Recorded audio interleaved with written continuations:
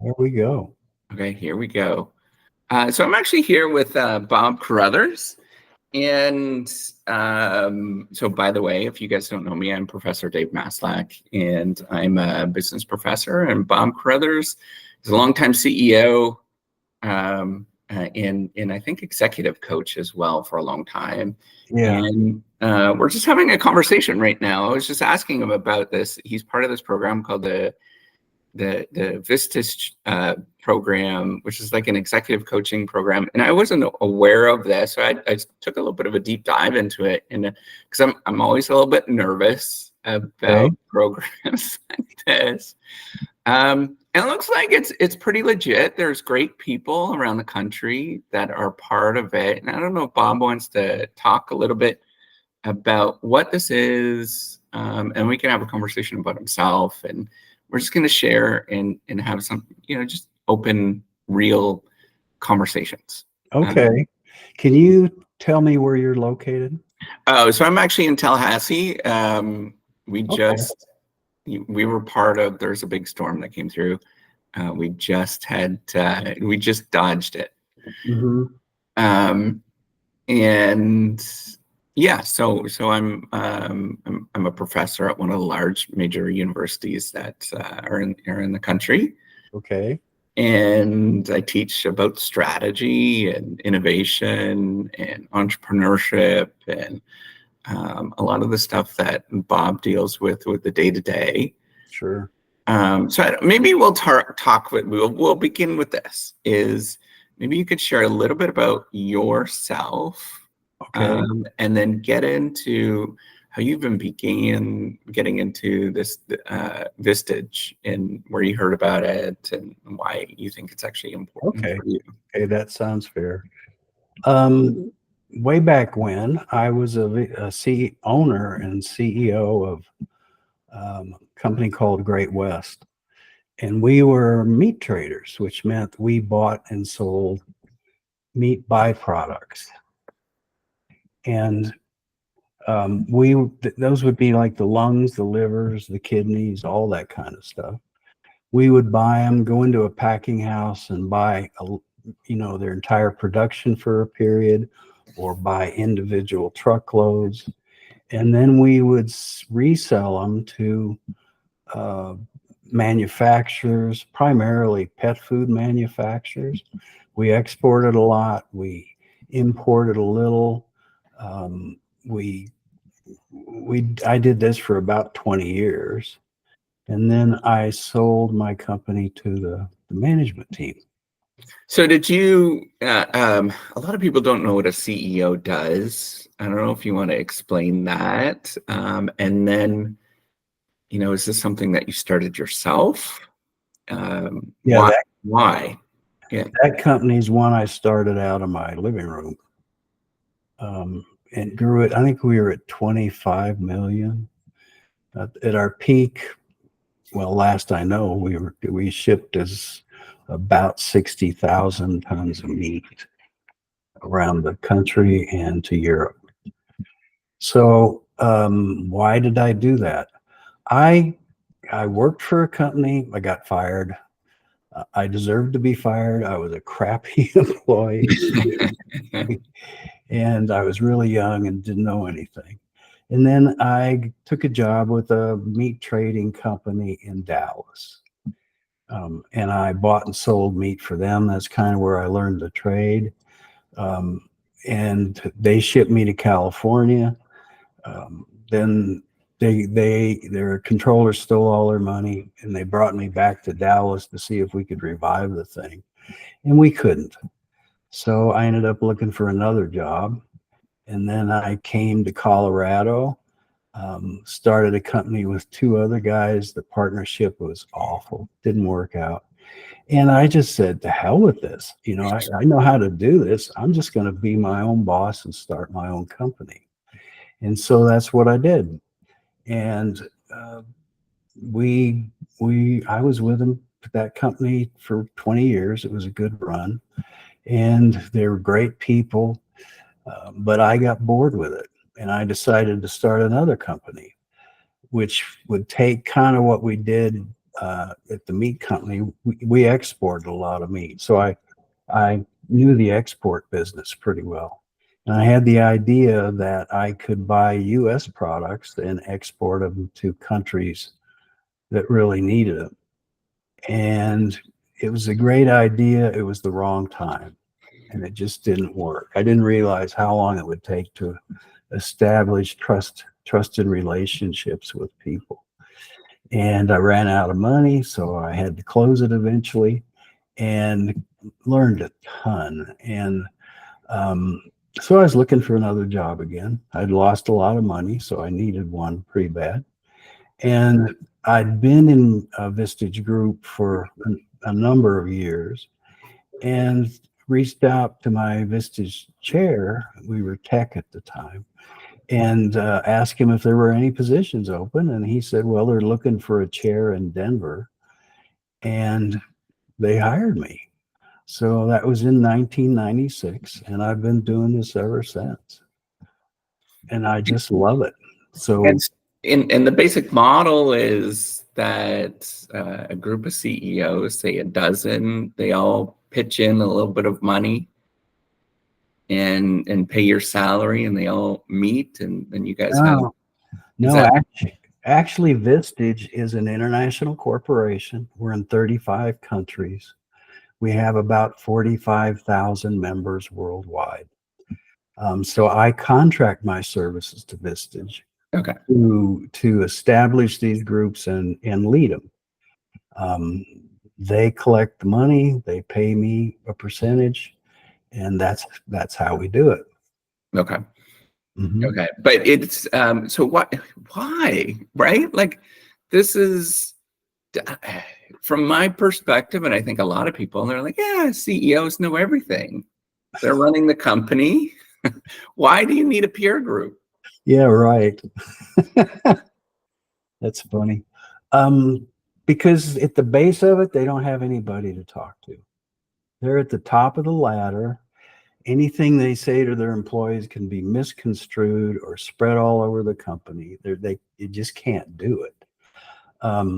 So they're looking for people that are doing their work, walking in their shoes, and to have somebody to talk to. That's really the very basis, I think, of why CEOs join.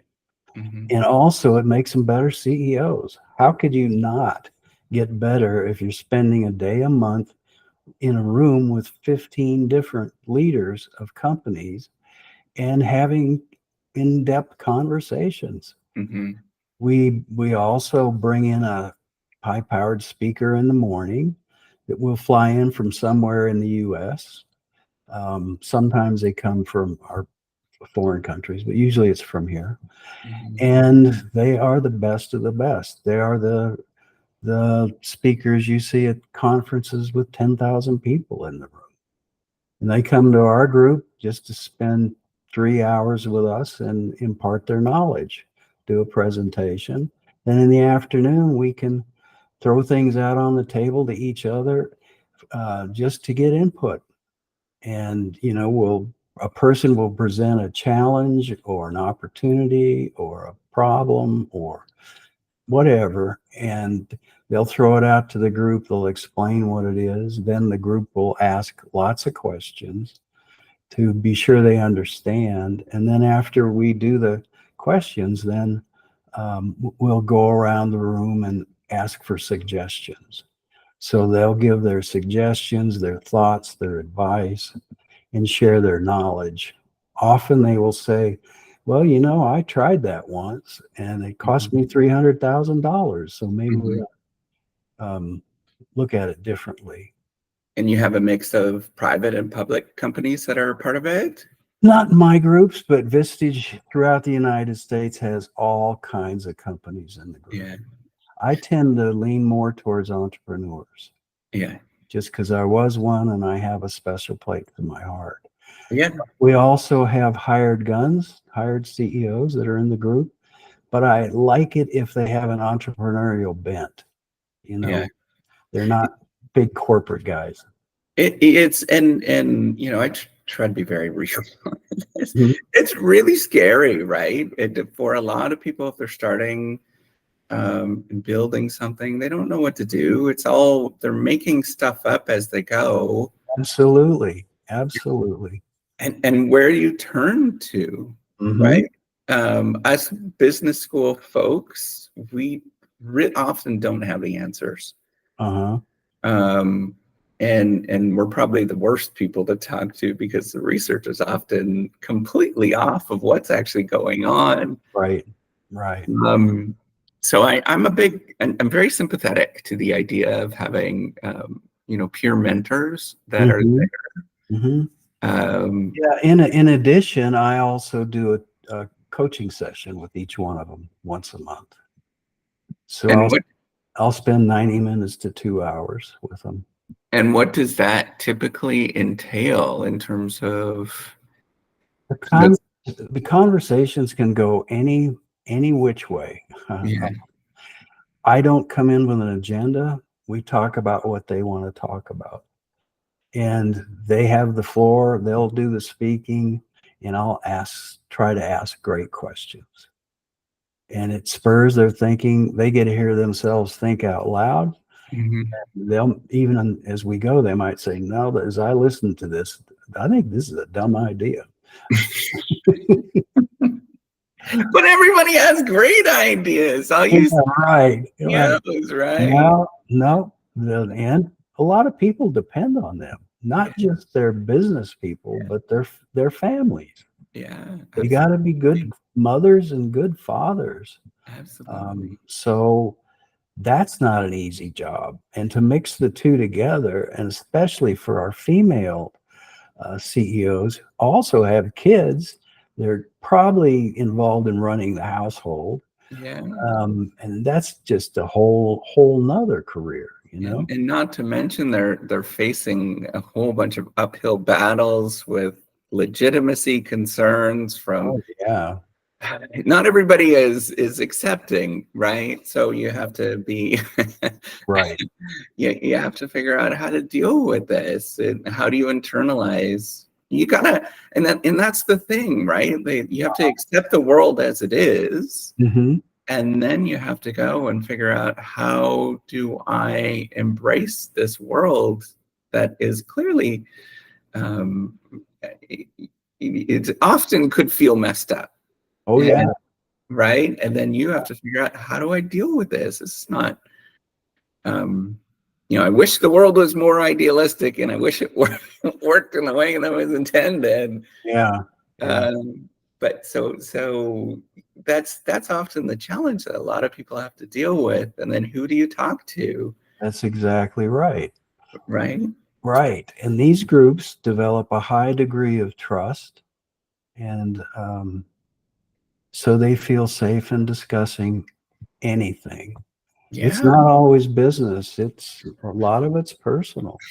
A lot of it's personal because it butts up against, there's these crazy expectations that we put on ourselves often. Right. And I feel this all the time as well, that, I should be working around the clock, that the only thing that matters. So I'm going to give you a bit of an extent. So I'm a full-time professor doing research at a large major U.S. university. I don't like to try to keep separation of church and state.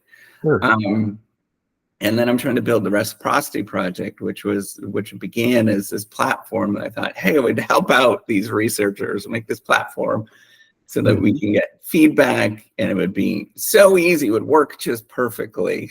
Right. And all I had to do is you put the software together. Uh-huh. And then, it doesn't work out that way, clearly. Right. And then how do you get the word out? How do you build trust, like you're saying? Mm-hmm.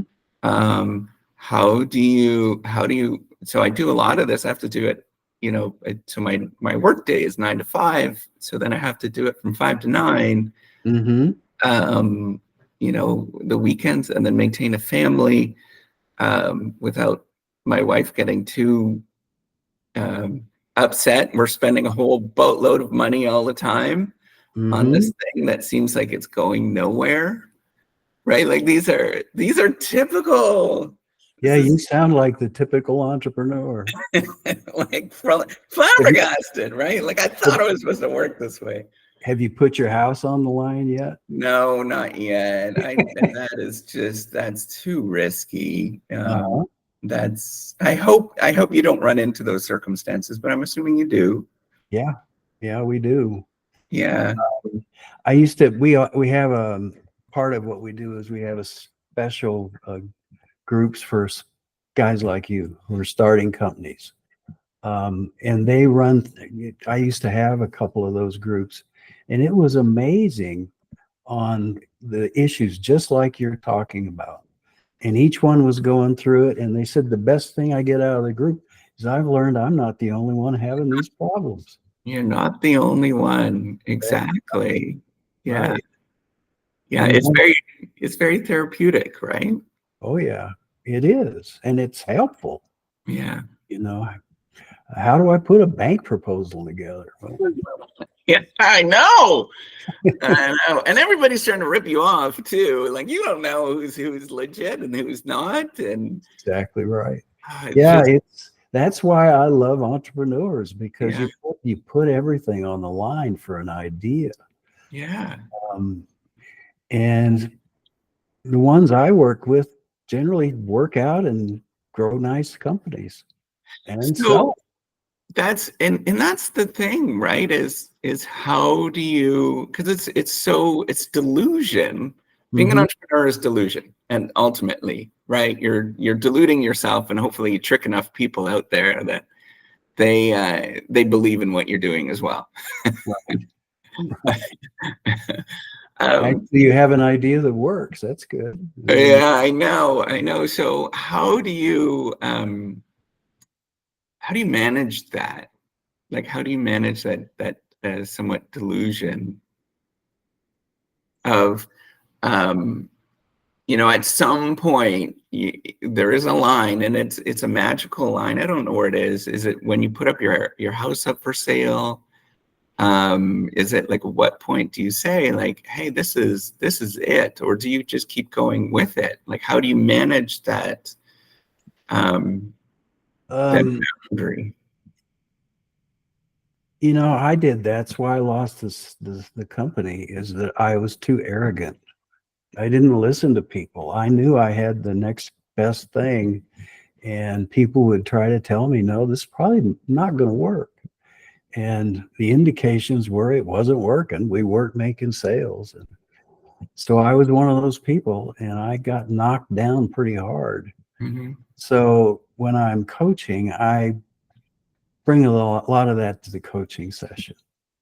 A lot of what reality can be with their dream. And then the group does it too. They question and question, and we've only had a few that left the group because they didn't believe. They only thought the group was trying to pop their bubble, you Mm-hmm. know, and they went on to crash and burn pretty Mm-hmm. bad. Mm-hmm. But we just try to help them see reality and readjust. They might have a great idea, but the way they're going about it is a little wonky, Mm-hmm. so we try to help them with that. How much humility is involved in being, as a CEO? What do you think about humility? I think it's really an attribute that they must have, because all their ideas aren't going to work, Mm-hmm. and some things don't happen the way they want them to. um, they have in the groups, they have to be vulnerable and listen to each other. Mm-hmm. So that's a lot of saying, hey, I need some help here. um, so I think it's a key factor in a successful leader. Vulnerability, because they're both kind of the same, but they're really necessary. It's embarrassing, right, to admit that you have. So and that's actually a research area of mine, is learning from failure. Uh-huh. And there's all these emotions that happen. Oh yeah. that come up, and you're so embarrassed. It's like it's all this stuff when you were a kid, right? Hmm. Like it Hmm. chases you. Hmm. Uh, how do you manage that as a CEO, as somebody that's trying to build something? You got to remember it's business. You know, if you're not trying new things and failing, you're not going anywhere. Hmm. So that's just part of it. You've got to accept failure and pick yourself up and get going. And I think it's learned over time. And in your people, when they go and they make a decision and it doesn't go the right way, that's just a chance to learn and grow. It's just another opportunity. And you have to have that attitude in your work. So I see that a lot. I know with me, it sucked. Here I was supposed to be this hotshot CEO and I crashed and burned. Yeah. And, I couldn't get a job really because people knew me and not that I was a bad person or anything, bad employee, but they probably were my competitors and they already had people in place. And so I tried other things and finally said, this isn't going to work. And that's when I reached out to my chair. And that was the absolute best thing that ever happened to me, besides my marriage, of course. Um, but it was because I learned a ton. And I've been able to share that with people over the years and help them be more successful and, pick themselves up and get going.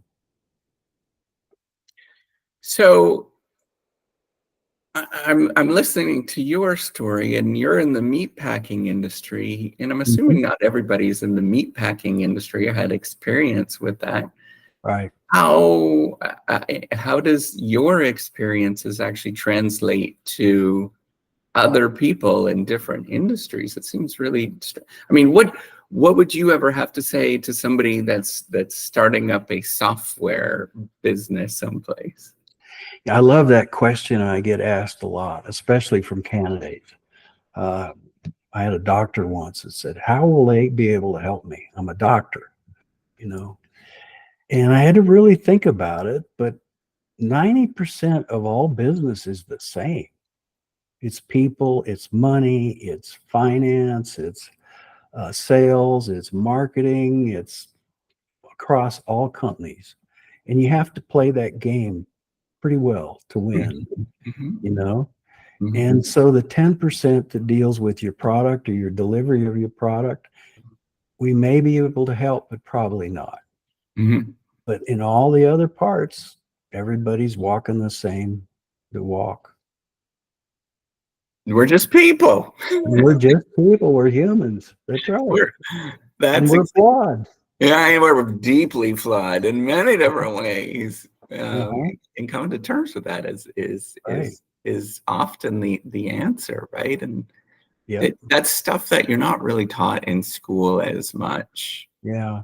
Um, of how do you come to terms with some of these things, and when do you go ask? And so having a peer group, a support group of just simply saying, you know what, I don't know what I'm supposed to do.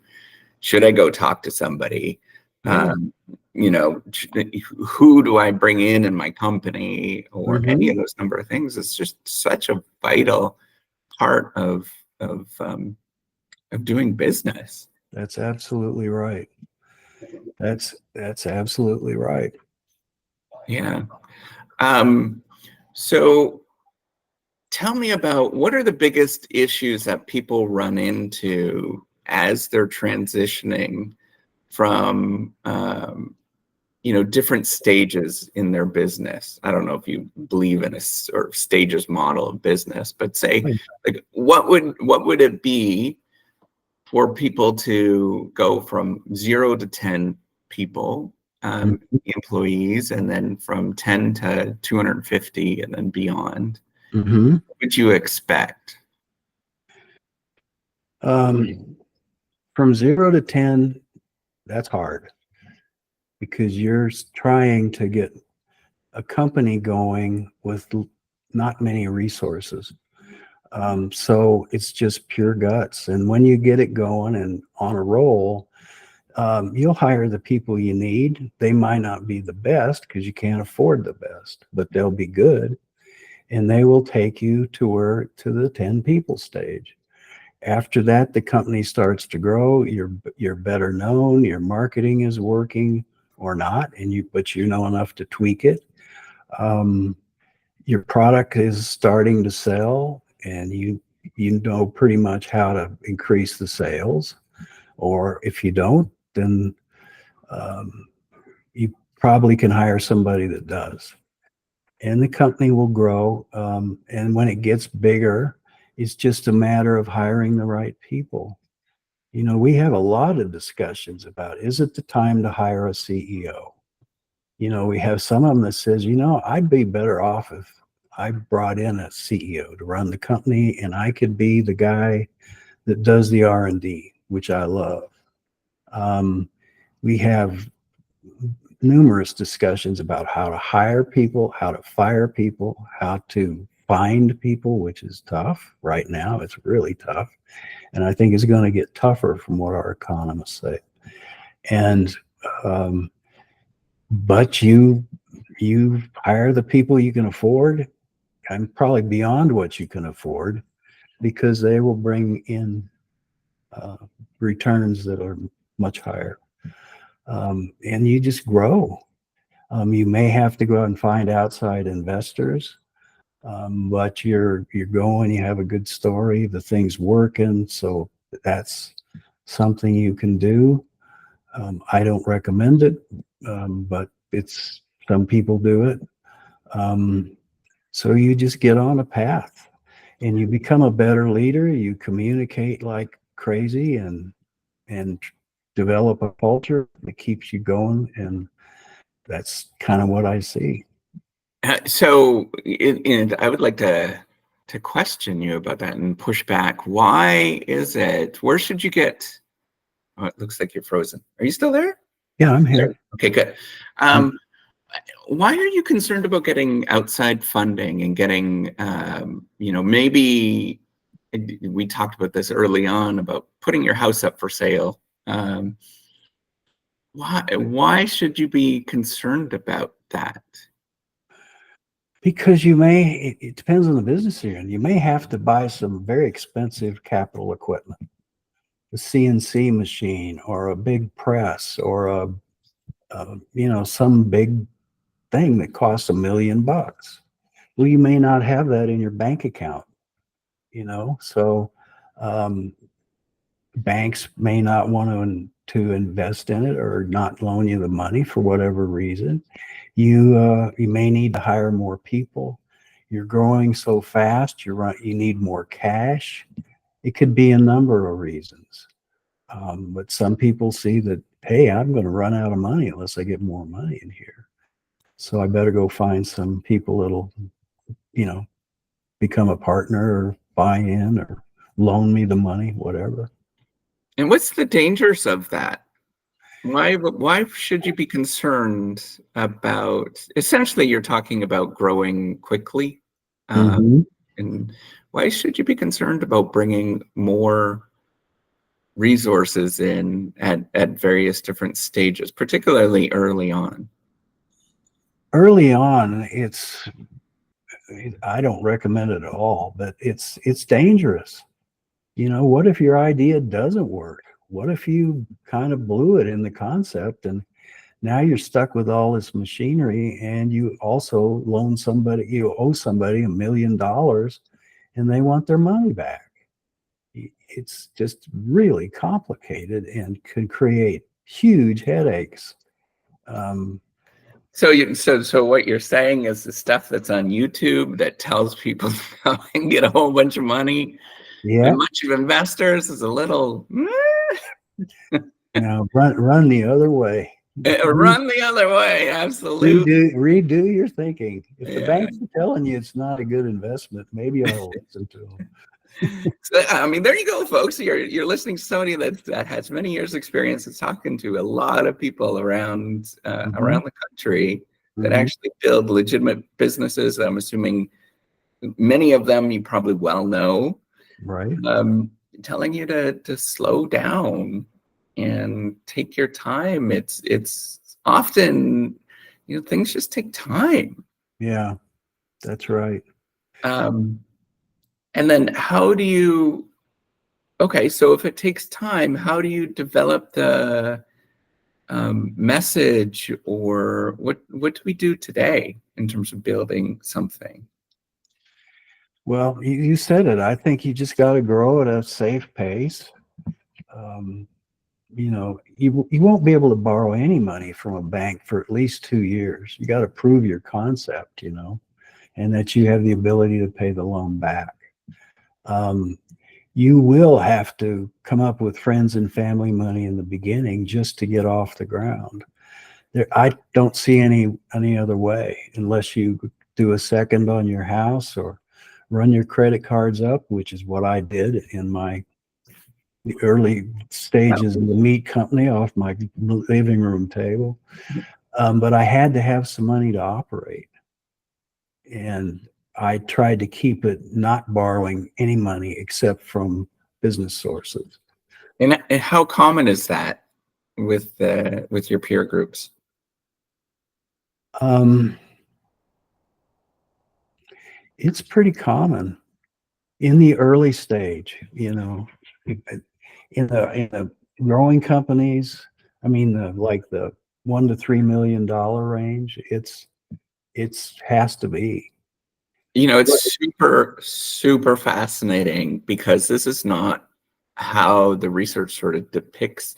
I mean, a lot of the research data that we get is Mhm, publicly available. So everybody always uses data on venture capital, and so the focus, the story that's often told by a lot of people is that, oh, you just need venture capitalists to come mhm, in. mhm.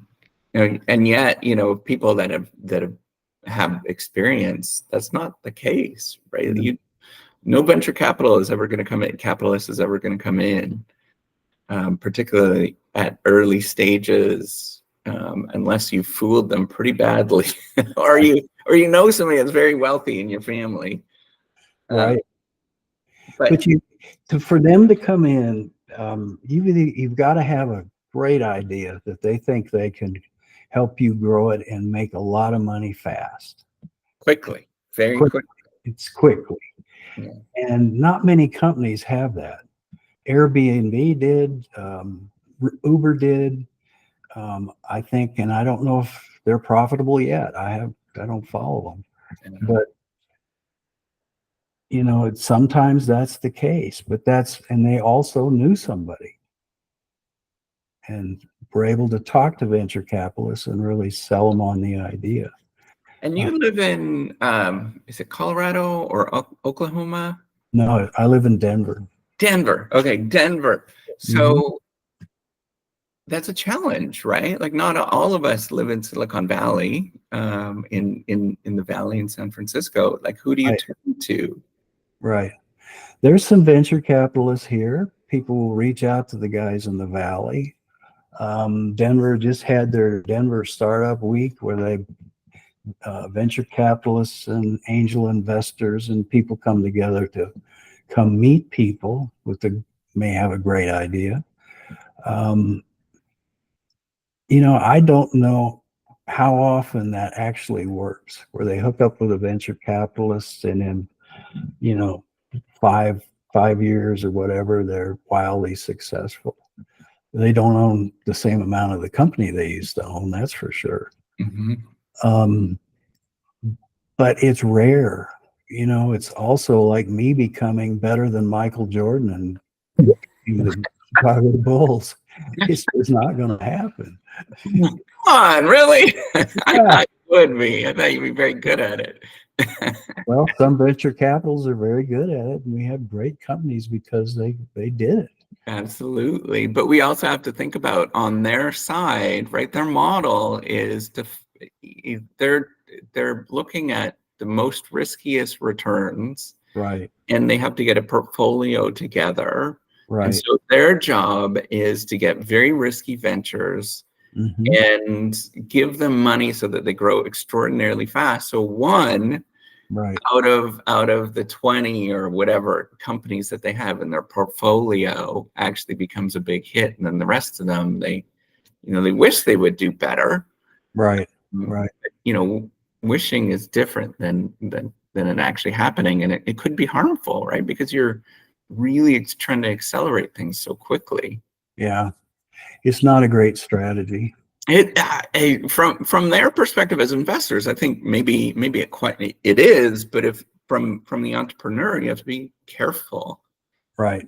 Right. Um, and no, not everything is going to be like that. Like, I'm it's gonna not.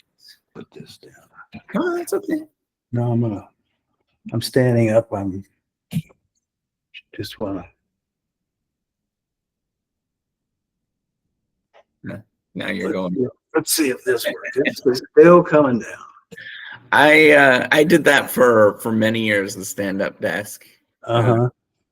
and it's hard to think after a while. Uh-huh. I get it. So I bounce back and forth. Yeah. So I've never had anybody that does venture capital. It's all kind of the seat of your pants. It's organic growth. And I've had some that have bought some companies and taken them and grown them significantly, and sold them for mega bucks. Mm-hmm. And that happens. And so that's, maybe you have the idea that if I had that company, I could do so much more with it than they're doing. Or I'd have this idea I think would turn it around. I think that's a decent idea if you can swing buying them. And usually those are ex-corporate people that have an entrepreneurial bent, and they have some money from that they've accumulated on bonuses and stock and all that stuff. But the venture capital, it sounds so sexy. There's so many. I think the craze going on right now with young people is have as many companies as you can, so you can say, yeah, I'm the CEO of 4 companies. I had Yeah. one the other day that was 8 companies, Oh my goodness gracious, that's expensive, just paying for the registration. Right. And I said, how are they doing? He said, well, some of them I don't know about how it's doing. Some of them are doing okay, and some of them aren't.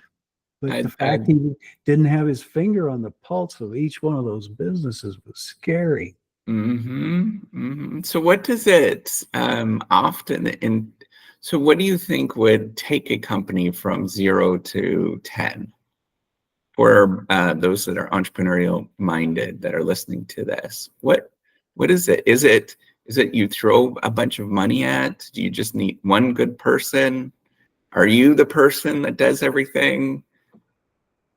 It is in the beginning. It's got to be. You can't afford to hire somebody else.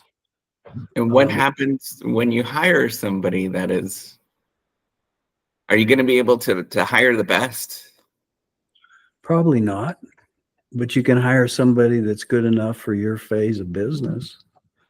You're not going to want the ex-COO of Caterpillar to come into your place and try to run it.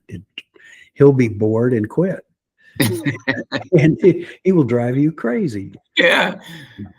So I think, the early stages, you're by yourself. You have an idea that you think will work. You're out selling widgets that you have got a handle on, or you're manufacturing stuff in your garage that you're selling on the internet, and it's starting to take hold.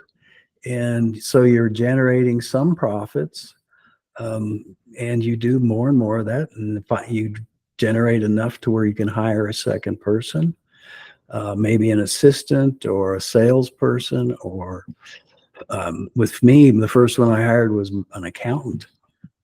Really? That's actually that's quite. So was it more bookkeeper or an accountant? She was a bookkeeper / my assistant.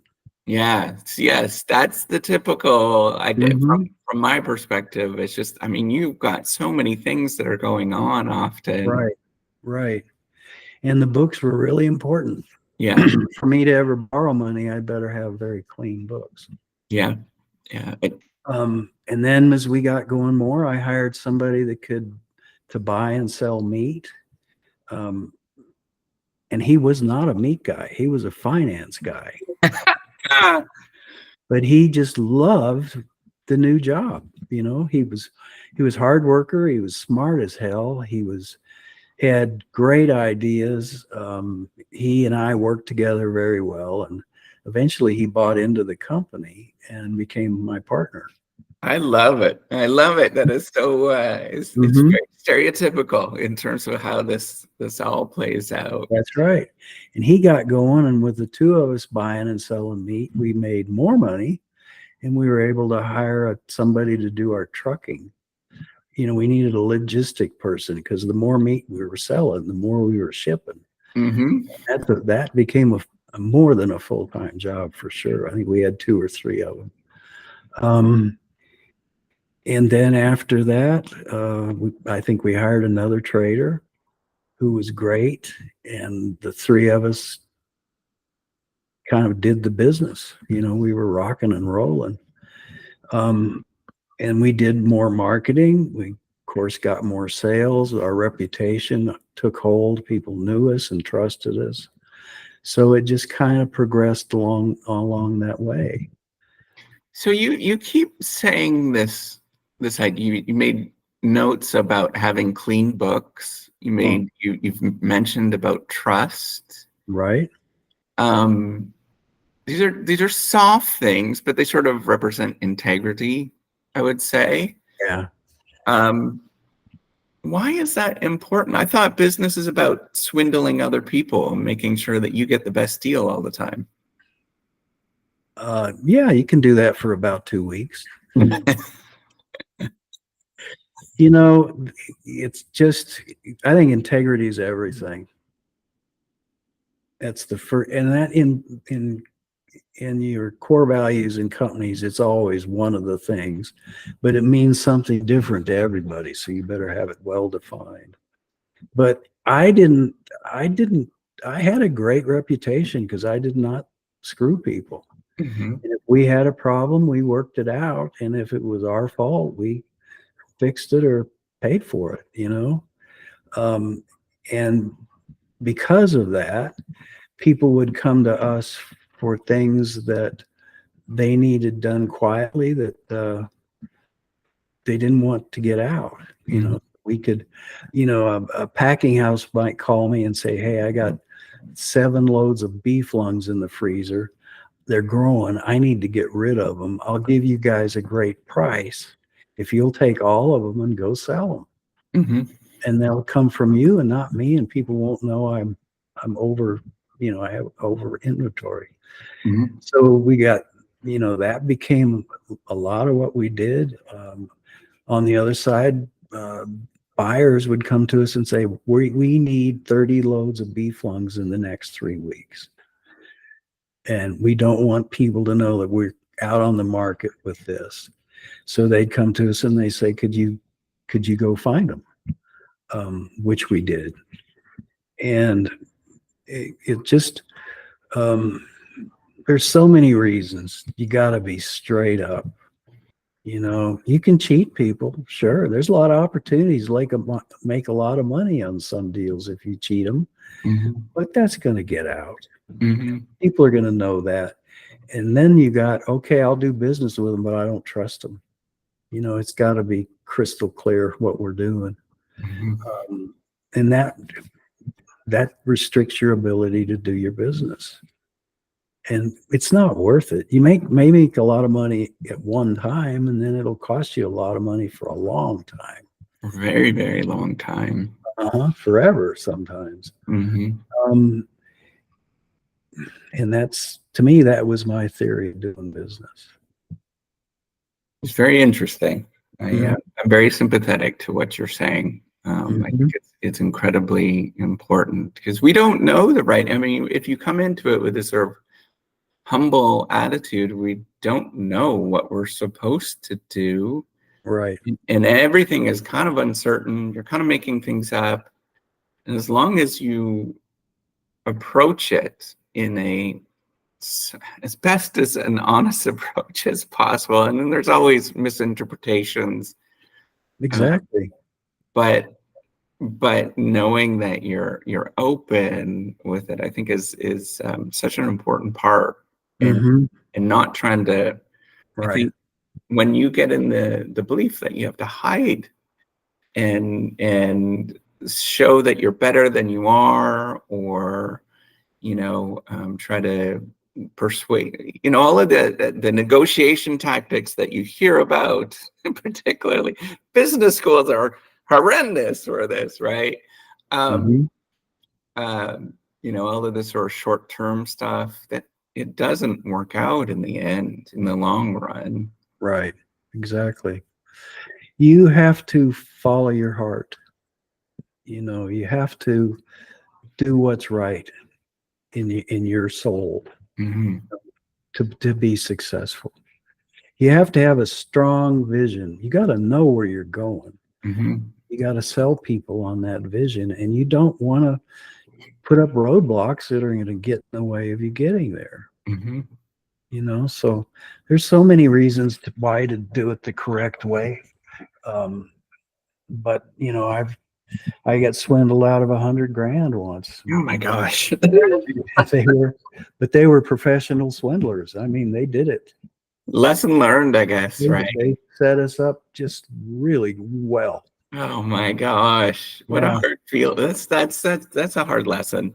Yeah, sure was. That's Sure was. yeah. Mhm. How do you prevent yourself from that happening? If somebody's a crook and they're out to get you and you're an honest businessman, you don't stand a chance. Yeah. You just got to accept it and be very diligent in who you do business with. Yeah. Yeah. And they wired money to us for a while to get started, and finally they were just performing so well that they said, hey, can you give us some open credit? So we did, and they bought a lot of loads of meat from me and disappeared. Wow. Oh my gosh. Yeah. Wow. And we knew what they were doing because we'd see those same loads of meat in the marketplace at a lot less money than we sold it to them for. So they were turning them into cash pretty darn quick. Wow. That's unbelievable. But what do you do, right? You never live that down, right? You always have that feeling with you, like, gee, Well, I will never forget it. you, I called the FBI and I said, this is going on. You guys should know about it. yeah. And they sent a guy out to me and we talked, and he said, it's hard to prove fraud and it's too early. We can't get involved right now. About, I don't know, 7 or 8 years later, they called me back and they called me and said, that time you called us and there was this company doing this stuff. He said, could you tell me more about that? It appears they've done it about 10 more times. Oh my gosh. And we need to do something about it. I ended up testifying. Wow. Yeah. But you don't want to go through that. No, it's just a giant waste of time and money, and you take years off your life Right. because then you're always thinking about it. Mm-hmm. Um, but then, on top of it, the FBI doesn't have the resources to pursue No. much of this stuff. They've got like it's basically they got like 6 guys in a fancy car, basically pursuing this stuff. Right. You Right. know, No, you don't want to go through it, so you got to be pretty darn diligent. wow. Sometimes it's probably going to happen. If you're in the retail business, look at shoplifting now.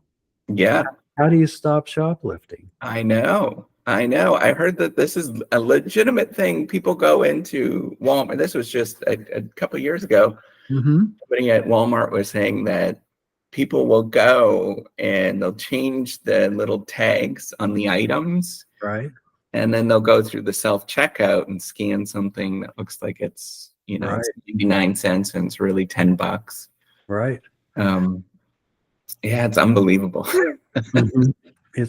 Or they just go in and they fill up their clothes with stuff and run out the door and jump in their car and take off. Yeah, and that's where you're right. It's you have to really just think, you have to change your perspective a little bit on that and just understand that perhaps they needed it a little bit more than you did.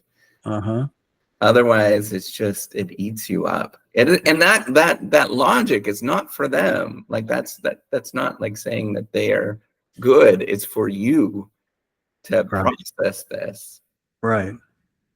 right? Exactly. You can't know. It's a cost of doing business. Yeah. You know, So and you gotta build it into your budget. And if you can't, often people can't handle that amount of loss and they yeah. go out of business. Well, that's a lot of money, right? Like 100,000 for you probably was a lot of money at that time. At that time, it was huge. Yeah. I didn't know if we were going to make it, but we did. Wow. Wow. That's an incredible story, but just that's part of the process, I guess. Mm-hmm. So, do So, you really want to be an entrepreneur? well, that's all right. I know, but that's that's where having a peer group is such an incredibly important part. Right. Because then you do have people to talk to of like, hey, am I this is feeling weird to me right now. Am I right to feel these weird spidey senses? Mm-hmm. Or who should I need this piece of equipment. AI is a big thing, for example, right now, is like, who do I Right. turn to that's legitimate, Mm-hmm. that's doing something in AI? Right. Right. um, and there's a reason why companies get extraordinarily big, is because they have legitimacy and trust, right? We Right. turn to That's often these companies, even though everybody likes to crap on Walmart, but Walmart, mm-hmm.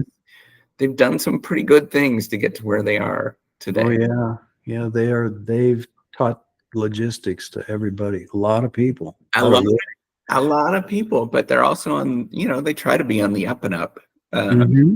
best as they can be, Yeah. I, right? I I love Walmart. I think they're a great company. I think so too. I think it often they get a lot more criticism than they warrant. But um, so, is there anything that you would like to tell? So, my audience skews the gamut. There's lots of researchers. There's lots of CEO types. There's also people that are just starting out.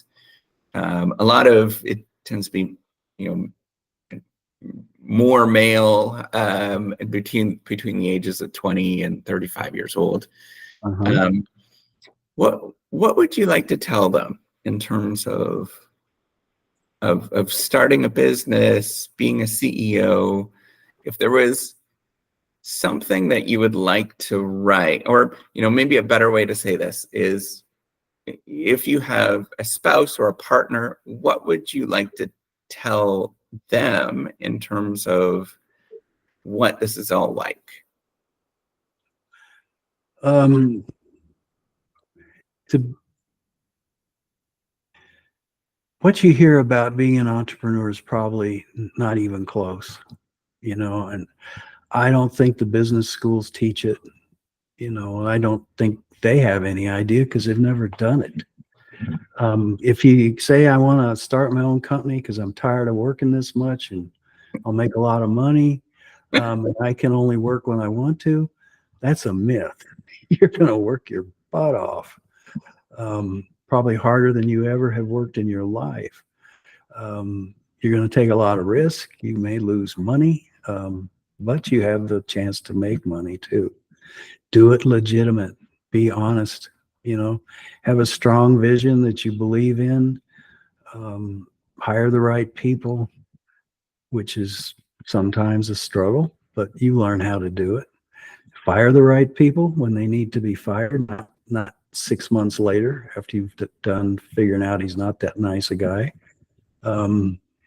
And do what it takes. Business is a game. If you play it correctly, you'll win. But it's, if you play it wrong, if you miss some of the things like integrity, tracking your money, knowing what your cash flow is, knowing where you stand in the marketplace, hiring the right people, firing the right people at the right time. You have to make all those moves correctly. And if you do, you win. If you don't, you're bound for problems. That's kind of what I've learned over the years. It's not all it's cracked up to be, but when you win, it's magnificent. And I have what a lot of good friends that have sold their companies for mega bucks. I have one that they sold their company for $500 million, roughly $500 million. That's pretty good. And the rewards are there if you do it correctly and you do it with honesty and integrity. and what would you tell somebody's spouse that's going through this entrepreneurial journey?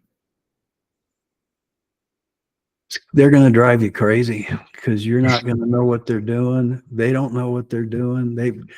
With me, I didn't bring it home. I went through so much stuff at work. I didn't want to come home and talk to my wife about it all night, because she was nervous. She wanted to hear the stories. You've got to just kind of let them follow their dream, but rein them in once in a while if you can.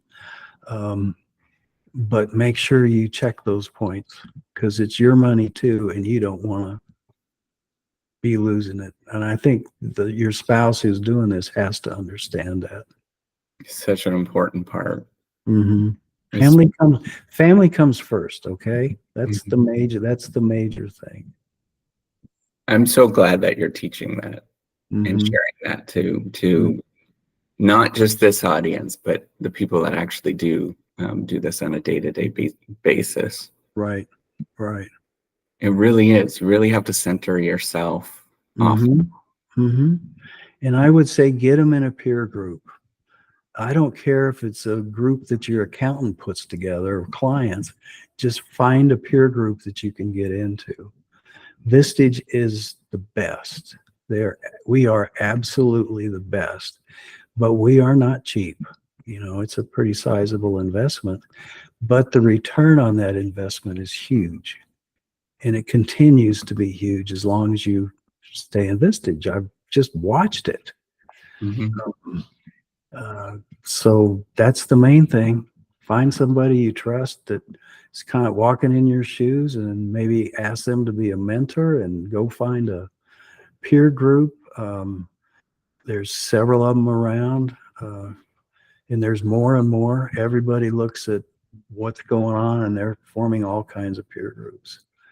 But look at Vistage if you think you can afford it, and look at it anyway to decide if you can afford it. You may be able to.